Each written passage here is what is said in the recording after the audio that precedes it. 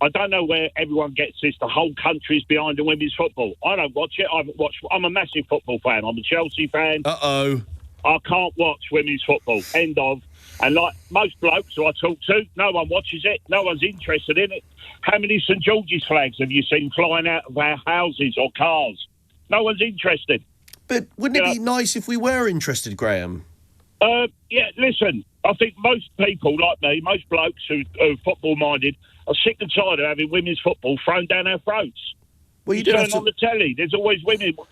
Listen, I've got nothing against women's football, but give them their own channel. With their own commentators and everything. But they won't because they want to watch it. And as for the hospitality... But people do want to watch it, Graham. Sorry? People do want to watch women's football. Yeah, but not like the whole country's behind you. No, they're not. No, I won't be watching it. Why? And I'm a massive football What else fan. are you doing? I'll probably work. Do you know, I mean, you say no one's watching. Graham, 10 million people watched the Euro semi-final. Right, yeah. Which is, it's a lot of people. And you're saying no one's interested. How many millions of people in this country? Well, 60-odd million, 70 million. Yeah, 60-odd million, yeah. So, but what's the percentage of that Well, then? it's still pretty blooming high compared to other shows and other things that are on TV. When are people going to get it? A lot of people are not interested. And as for the hospitality... What I don't get, Graham, is would you say you're patriotic? Yes, very. So why haven't we got a bank holiday for St George's Day? Well, we should have a bank holiday for St George's Day. Exactly. I'm not. That comes first. Yeah, but you cannot... I mean, that's a separate conversation. But what I don't understand is, if you're so patriotic, why wouldn't you be cheering on the Lionesses? Because I can't stand women's football. But why? It's been thrown down our throats. But what do you mean can't stand... I mean, I can understand reservations about it not being as quick as the men's game, for example, but the idea that you can't stand it, I don't get that. No, it's totally different to men's football. Listen, a decent Sunday men's football team would beat the women's football team. I don't think they would. But what about the women's football, the England team, a couple of years ago, played Crystal Palace under-18s behind locked doors, and they had to abandon the game at half-time. It was 8-0 to Crystal Palace youth. But do you not think, Graham, it's had a lot more attention since then, and also women aren't often... Only because it's been thrown in our faces. But the hospitality thing. Listen, the pubs weren't open till 1 o'clock. Who do they think goes and watches women's football? It's young kids and girls. They're not interested in going to the pub. But hold on, Graham. I think there's an argument to get people interested in women's football. One of the reasons why the women aren't at the same quality is also because it's not taught in schools. Right. So would you not support women sort of being able to play from a younger age and then the quality goes up? Because people always cite that Crystal Palace example, which I do understand. But, I mean, you know, they can only improve. You can only support women's football so it gets better, no? No, not interested in it. Not interested in it at all. What else are you doing tomorrow night, Graham? I'll probably work, mate. I'm a London black cabbie, and I'll probably work rather than watch that, like most men.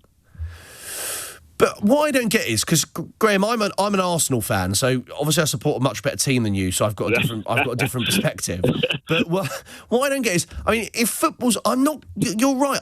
Compared to the England men's team, I'm not going to be as invested in each player. I couldn't name you the whole England Lioness starting 11 if I'm being honest, but I'll still watch it and cheer on England. It's like the same. I'm not a rugby fan, but if the Six Nations are on, I'll watch it and I'll cheer on England. Yeah. Yeah, I would. The men's rugby, anything to do with the men. But why wouldn't that extend to the women's sports? No, because you don't get it. People in this country, men and football fans, are fed up with this being thrown in our faces. Women come. If Back to the Day's on, and a woman commentator, I turn it off. I can't listen to that voice. I can't. Give them their own channel, but they won't because no one will watch it. But what do you mean you can't stand their voice? But all women... Yeah, I can't. They shouldn't be in the men's game. End of. Are you married? Are you married to a woman, Graham? Yeah, I am. She feels the same. What? She doesn't like any women's voice? No, not on the football. Let's talk the success of the Lionesses. Nick's in Holland Park. Great last night, wasn't it, Nick? It was terrific, and I consider myself a bit of a football misogynist, but I was really taken up quite emotional at the end when they got the trophy. I did want, of course, I wanted to put in two contrary comments. One is, of course... You're not going to rain on their England parade, are you? Not on them at all. They're beautiful and they did a great job. Right. But Skier, inviting them to number 10 today, come on, mate, it's just, milking it for himself. Well, hold on, Nick, I'm not going to cut you off, but imagine if he hadn't. Yeah, OK, fair point. But here's my real ire. Go on. And it's with UEFA. It's the trophy. Did no one else spot that? It looked like something my mother would pick up from a car boot sale. It was unbelievable. You watched it, didn't you? I did. What was that thing? It's a weird design. I don't know what to say. It's a very, very weird design. I mean, there's a sort of... Can I just...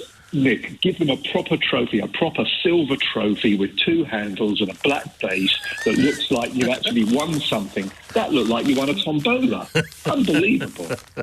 I hadn't thought of that. I did note I was going to say the man, it might be a woman, I don't know, the person engraving on the trophy England as they were dancing around the pitch prior to it being handed over. Yeah, you're right. When you think of, lastly, Nick, this is going to prove my age, the Jules Rimet, you've no idea what that is. But of course I have, Nick. Do you remember the Jules Rimet with, I think it's a woman holding like a trophy aloft or something like that? Yeah, but it's gold and it looks like a trophy. But Andy, you want to pick up on the conversation we were just having about the Lionesses and their pay? Feel free. Oh, hi, Ben. Hi. Yeah. Hi, evening. I think they've done a fine job. I think, but when I look at the quality of the football, I just think they're not as technically gifted as men. I don't know, it's just the way that... I mean, they did an experiment, didn't they? The Swiss professional team got beaten 7-1 by under-15s. Schoolboys have got humiliated, and I think they've only just broke into the sport. Like, do you know what I mean? They need to sort of... They haven't broken into it. They have basically made it a far bigger sport than it was before. They have driven women's football forward. I'm saying, it's a pedigree, and I don't know. I don't want to sound... They've won, Andy. They've actually won something. When was the last time the men's team did that? Well, 66. Well, this is it. So we've got to give them some credit, haven't we? My dad's idol, you know. They've shown the bottle and the skill and the mental resilience and all the rest of it that the men's team, frankly, could only dream of all these years. Well, the World Cup, I think we did well against Spain. You know, Cole Palmer pulled one back. Andy, what have we won? What has the England men's football team won in the last half a century? Spain Nothing. I think Spain were technically better than England, actually. All right, but we won, and that's what matters. And they've done it twice in 3 years, and they're not going to get paid as much as the blokes would have done. Lady Luck was on their side a bit. Well, they won. You know, Lady Luck. Surely they deserve the same recognition, and I'm talking about financial recognition. Yeah, they deserve. No, I'm talking about financial recognition. Surely they should get they should get the same prize money as the blokes. Surely. All right. Well, let's put it to the test then. Let's see them play. I don't know, the England under-16. But why? That's different sports. Well, they're different. They're different. It's completely different. You're diminishing their talent and their achievements just because because they'd lose to a men's team? Really well. They did really well. I think the England team have done really well as well, the men's. I think we've done all right. We ain't won it, but why is it fair that the women get so much less in prize money than the men? Yeah. John's in Croydon. John, your take on the last few days. Morning. Good morning, Nick. And I echo some of your thoughts where I believe it's fabulous, but where I differ from yourself is the constant berating of the men in your praises for the women's game.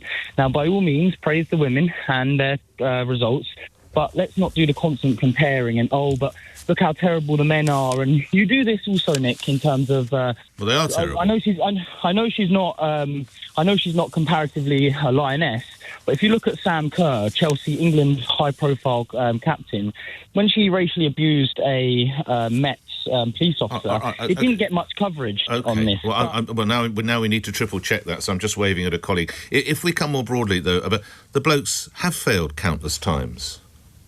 Yeah, and I understand that, but then to that point, the level of competitive, like how competitive it is, that's no, that's ridiculous, John. The Spanish women are going at it against the Lionesses just the same way as the Spanish blokes would go against the English team. Come on, there's a level of but my comparison that I'm talking about is between the men's game and the women's game, and where the men, even in certain countries, there will be a much more of a tolerance of men playing the sport than there will of women. And in the more economically developed countries, women will get that opportunity. In the less economically developed countries that are still marvellous at football, like we've seen with many African and Asian nations, they still are able to play the sport. However, many women in that field or in that country wouldn't be able to. Do you not agree that some of them put in a shift, but broadly speaking, the men are overpaid failures compared to the Lionesses? Their overpayment comes from the commercialisation of it. And you're a newspaper man here, Nick, so you understand this. Yeah. When people have... when there's a story that people want to read it because it shows interest, because there's a lot of fame or celebrity around them. Okay. Women do not attract that same thing in football at this very moment in time. You're right. So the commercialisation has not been allowed to happen. Maybe it's because the game was in for 100 years before that, but regardless, we are where we are, and that's the reason for such payments, because it creates then such superstars. But you do agree that the men are overpaid failures compared to the women? Comparatively in the international feed. Well, sport is all about comparisons, isn't it? And it's all about achieving results, which is what the England women's team seem to be particularly good at, and the blokes do not. And that's the reality. Back to the football and the question of what it was like to love to play when you were young, that you now, well, that you then couldn't do. Kay's in Welling. Kay, what would you like to say? Hi, James. Hello. I was born in 1966, not ashamed to mention that. But so I played football with the boys at school because there wasn't an opportunity for girls to play in a team. And then when I went to secondary school, I was geared towards netball because there wasn't any opportunities for football, which was really sad. So I then had a full career, actually, in professional football, still empowering young women and to play and to work within the game. My daughter then took up the mantle and started playing. But what I really wanted to say as well, she's 25 now, so when she was about 12, we used to put her team of girls into boys' tournaments throughout the summer in the closed season. Right. And the dads and the parents used to give them so much stick, we had to pull them out, telling their boys, why are you letting the girls beat you? You know, they're only girls. So winning? So and that's just that short time ago. Yeah, that's extraordinary. So again, if we're trying to chart this timeline, 10 years. I mean, something happened 7 or 8 years ago. Something began to shift, I think, perhaps. I mean, I think, just full circle, James. I know you're really busy, but she's currently in the Caribbean coaching and mentoring young women to take part in football and empowering them to change their lives through the sport. So that's sensational. This is sensational. Full circle in the way, because she decided not to go pro route because she ended up having a child quite young, but no regrets on that. But she's now changing the lives of young women around the world, trying to empower them using football.